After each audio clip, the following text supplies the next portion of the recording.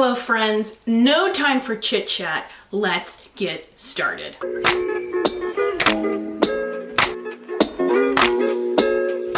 One, two, three, four.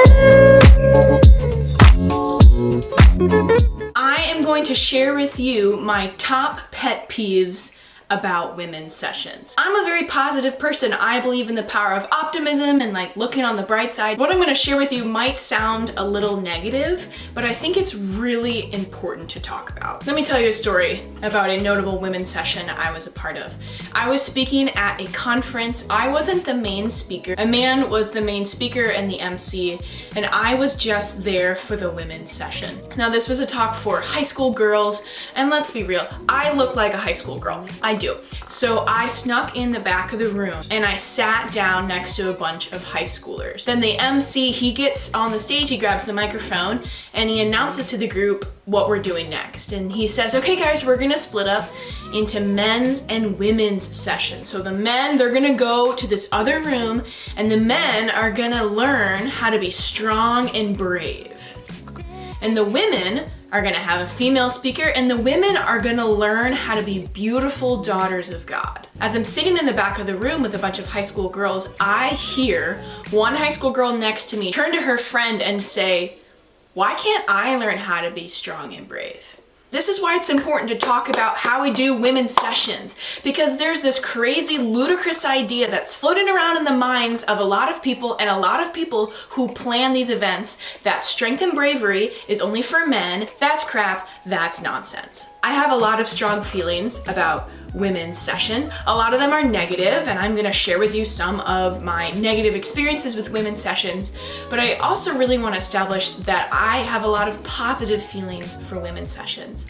My life was changed through a women's session when I was a junior in high school. I was at Life Teen Leadership Conference in Notre Dame, and Andrea Sad gave an amazing women's talk on a Wednesday night that absolutely changed my life. I've been to some great ones.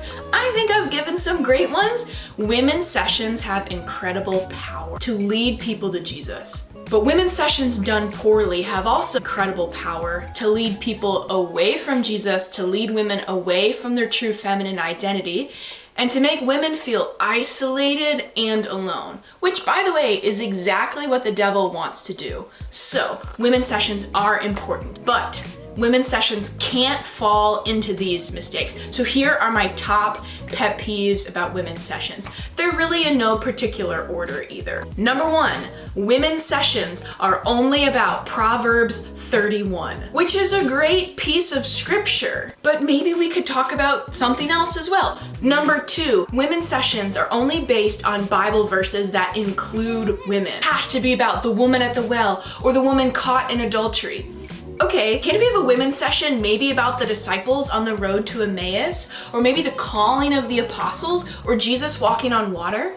Just because a woman isn't explicitly mentioned in the context of this biblical story doesn't mean the truths of that story cannot be applied to women. Let's talk about some other stuff. Number three, the women's talk is all about dating. And dating is great, nothing wrong with it. And I know a lot of middle school and high school girls would love to talk about dating, but it is very important to not reduce womanhood to her relationship with masculinity. Womanhood is so much more than just about dating and finding a husband and getting married and having children. All of that is great, but women's talk shouldn't only focus on dating because there's more to womanhood than dating. Also, there's a lot of people in middle school and high school who aren't interested in dating at that time or ever. So if they sit in a women's talk that's only about dating and they're like, I don't really care about dating right now, they feel isolated, they feel excluded. Pet peeve number four, the women's talk is exclusively on modesty. And I've ranted about this in a previous YouTube video, but I really think modesty is overrated. Womanhood is about cultivating virtue, and modesty, I don't believe is a virtue. I believe chastity is a virtue. Womanhood is about so much more than the clothes that you put on your body and how tight and revealing they are. Let's talk about the heart of the issue. Let's talk about chastity. Let's talk about virtue. Let's talk about holiness. Let's talk about knowing who we are, and then we can focus on the clothes that we put on our body. Another thing, I guarantee you that in the men's session, they are not talking about being modest. They're not talking about the clothes that they wear and how tight or revealing that they are. Pet peeve number 5, the woman's session is given by a man. Have you ever been to one of these? Oh my gosh, this might be my number 1 pet peeve. This drives me crazy. Why do people do this? Are there not women around who can give a talk? There are.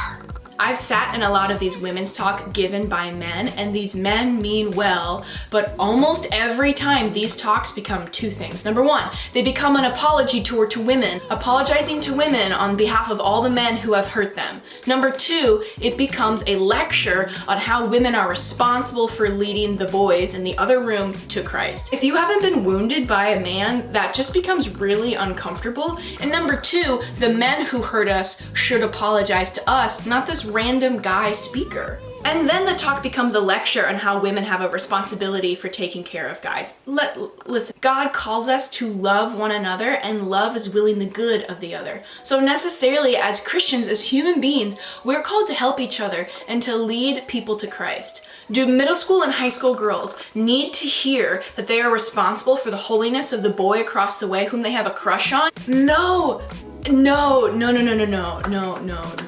A lot of high school girls and middle school girls already suffer with this messiah complex, thinking that they need to save their guy friend and also hope that the guy friend falls in love with them. Emily Wilson has a really great YouTube video talk about this that I'll link in the show notes, where she goes on this more in detail, and that's not what women's sessions need to be about. In these next couple points, I want to be clear that I am not targeting other female speakers or bringing them down at all. Oh my gosh, all speakers, all worship leaders, we're on the same team. We have the same goal of leading people to Christ. We are not each other's competition. I don't want it to sound like I'm tearing people down. My main critique here in these next couple points are at the people who organize camps and conferences and retreats. Pet peeve number 6, there is a total lack of diversity in female speakers. The majority of female speakers are married women who have children, who are tall, who are slender, who have long curled hair. And again, not hating on these people at all. These women are incredible and they're preaching God's truth, but we need to have speakers who don't look exactly the same. We need to have some diversity. What this does when all female speakers look the same, this unintentionally elevates a certain type of woman and says, this is the goal. This is what you should be going for. You should be striving to be a woman who's married with kids, who's petite and blonde and white and has long curled hair. So what if you're sitting in the audience, and what if you're not those things? What if you're not married? What if you don't want to get married? What if you don't have kids? What if you can't have kids?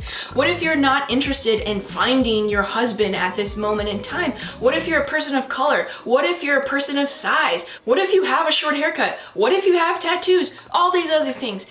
So then what happens is a lot of people in the audience feel excluded because they look at this female speaker and they look at all the female speakers they've ever seen and they think, I don't look like that type of woman. Am I doing something wrong with my femininity? Am I not being a good enough woman because I don't look like that? And this might sound crazy and outlandish to you, but this is what I felt for many years. Growing up in middle school and high school, I was a major tomboy. I had my hair super short. I hung out with guys. I wasn't interested in finding my future husband. I wasn't stressed about that. I was 12. I would sit in these talks and I would feel like I didn't fit in with the women around me. I know I'm not the only one who's felt this way. I've heard from so many women who say because of this, they feel like they don't belong with other Christians, they don't belong with other women, they don't belong with their gender, they feel excluded. That's the opposite of what we want to do. Pet peeve number 7. This is a huge one, this is a big one. Pornography and masturbation is rarely, if ever, discussed in a women's session. And guess what? A majority of young people and older people and everyone in between struggle with pornography or masturbation. Maybe habitually, maybe it's a common sin in their life, or maybe it's something they've encountered once or twice. It's never talked about in women's sessions. Oh, it's talked about in men's sessions. Women, we hear whispers that it was talked about in men's session. So then if that is your experience as a woman and it's never talked about in women's sessions, you think that you're not even sinning in a feminine way. But if you struggle with sexual sin and it's never talked about, you feel even more dirty, even more isolated, even more alone. And the reality is, if you experience struggles with pornography and masturbation, you're not alone. You're actually in the majority. This needs to be talked about in women's sessions. This isn't the fault of a lot of female speakers. They're given strict guidelines of what they're allowed to talk about. And many times I've been specifically told, hey, make sure you don't bring up pornography and masturbation.